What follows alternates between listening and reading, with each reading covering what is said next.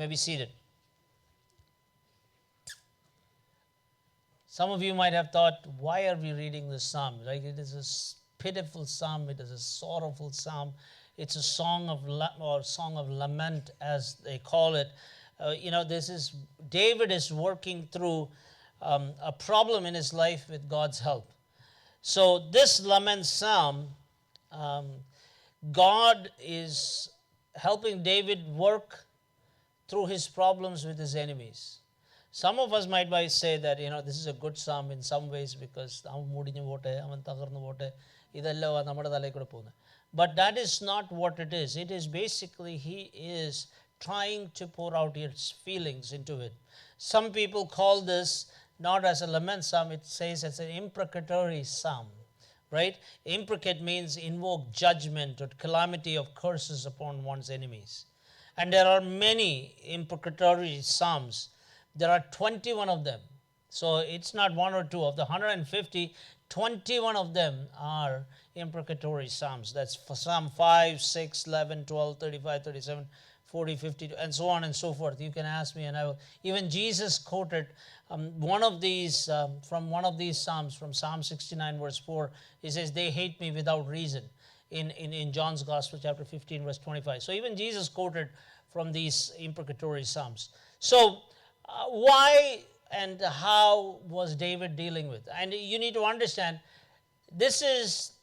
he is going through a situation where Saul is following him. The only thing that he did was, he was there to help feed his brothers.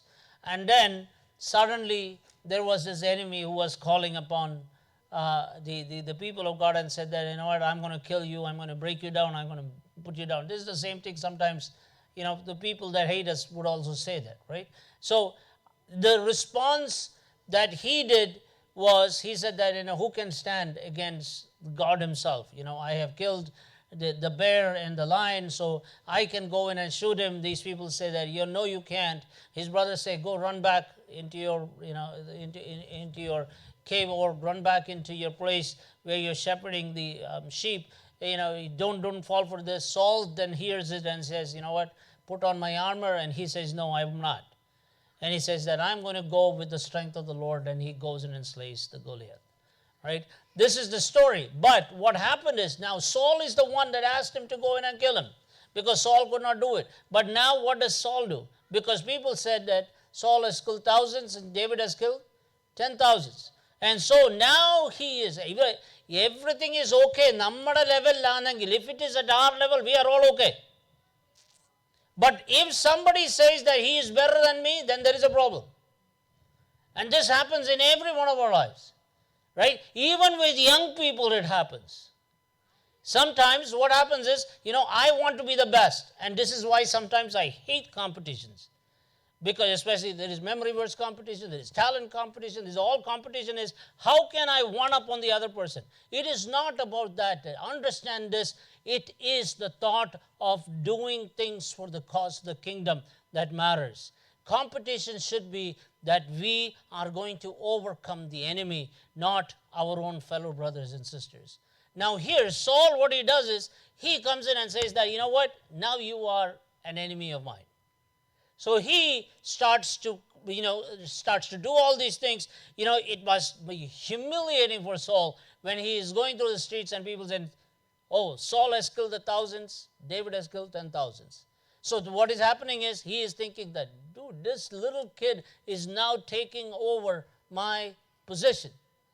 And this is all the thing that is going through his mind. And so then, along with all this is his son, Jonathan, goes in and becomes friends with David. And now they are talking about, Jonathan probably is sticking in my imagination, hey, there are not only Saul that is against you, there are other people that is in the kingdom that is, there is a confidence of the king that is also trying to provoke him. So you got to be careful of all those. And that is how he starts to run and find a place for him to hide. Right? And that is where he's thinking, I have done everything right, but still people are against me. Haven't we gone through these things? We do all things right. It sometimes happens inside families too. You are doing all things right and suddenly something pricks us. That you're not doing right. Sometimes within your schools, your friends, whether in your colleges, in your workplaces, these things can happen. You're doing everything right, but still people falsely tell you about these things. So there are three places that he is bringing all these things into context. Number one is from chapter 35, verse 1 to 10. And that is in the camp that he is talking about. And then from verse 11 all the way till verse 17, he talks about what is his attitude in the courts. And then from verse 20, from 18 to 28, he now says among the worshippers. And that is the last part that we're going to talk about. So what does he say among the people that is that he is talking, that is in the camp, David as a warrior? He is now talking to God himself and he's pleading his case. He says, no, so sometimes we think that God is not watching, but there is always room for us to go in and tell him that, Lord, this is bothering me. Just like sometimes we tell our kids, tell us what it is. Most of the time they won't, especially if you're a teenager, you will never tell us parents because they think that we have never gone through this, right? And the teenage time we think that you have never gone through this, you know nothing. That is a double negative. You know nothing.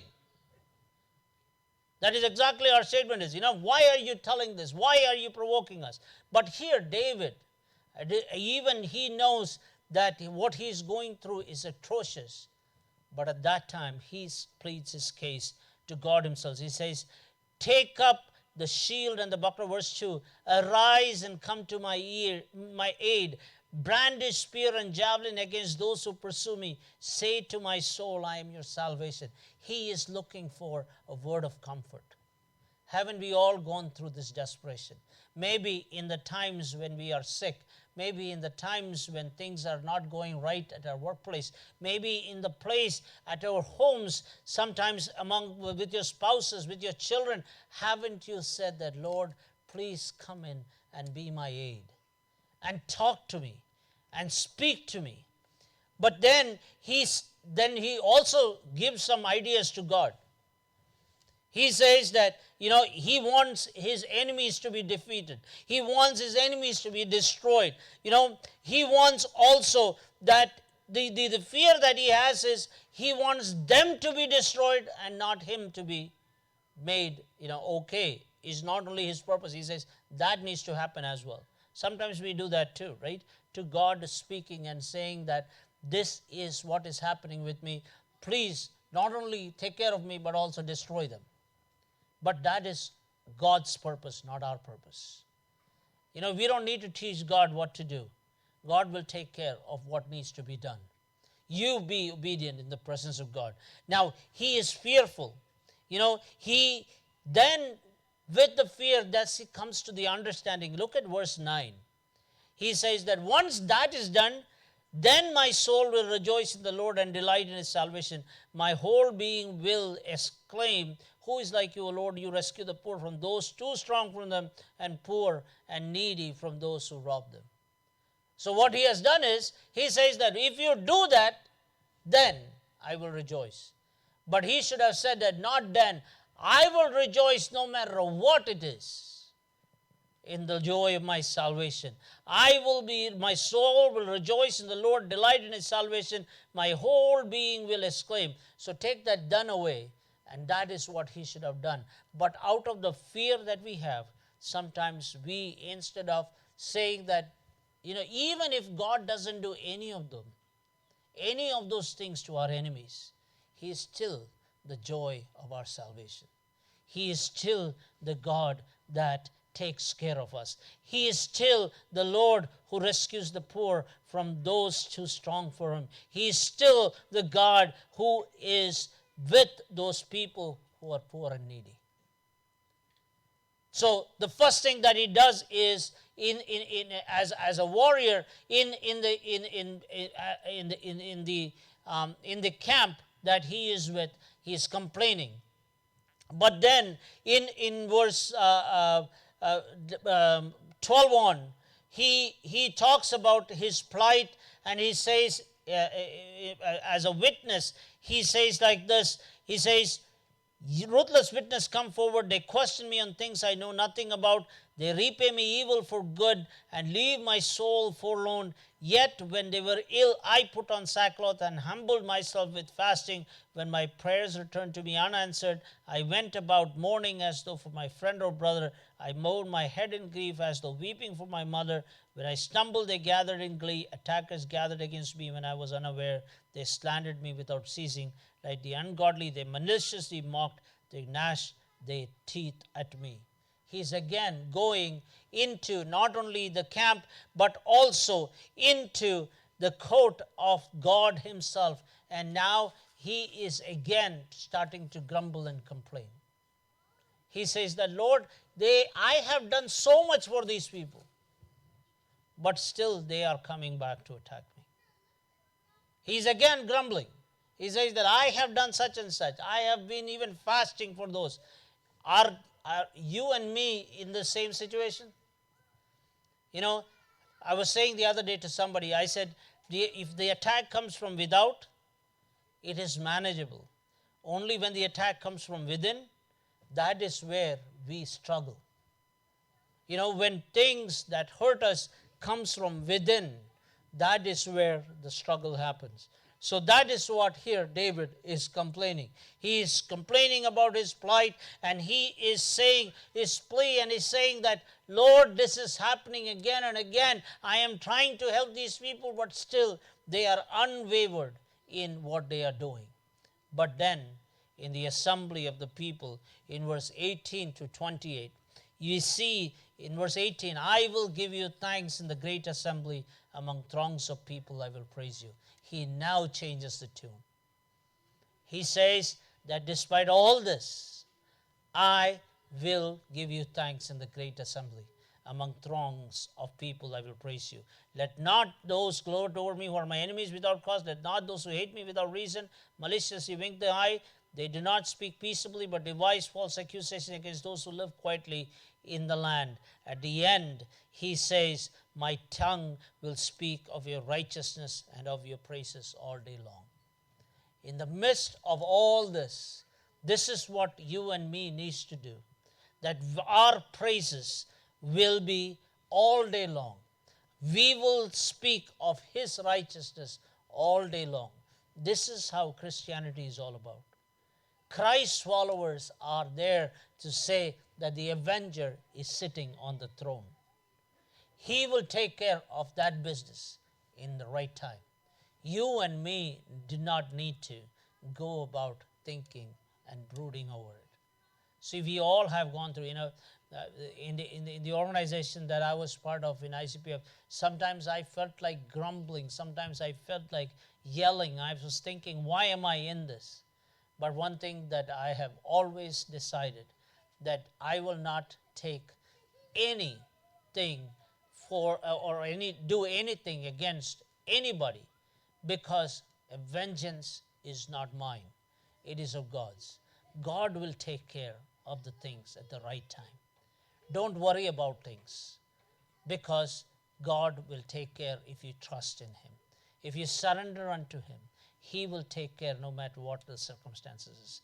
Brothers and sisters, I don't know what you're going through. You might be going through a situation that is unending. Maybe we might be always thinking God is not watching, God is not hearing. But just like David says at the end, I will praise you all day long. I will sing of your righteousness all day long. Because the God who was good in the past, no matter who may come against you, he will still continue to bless you in days ahead. Amen.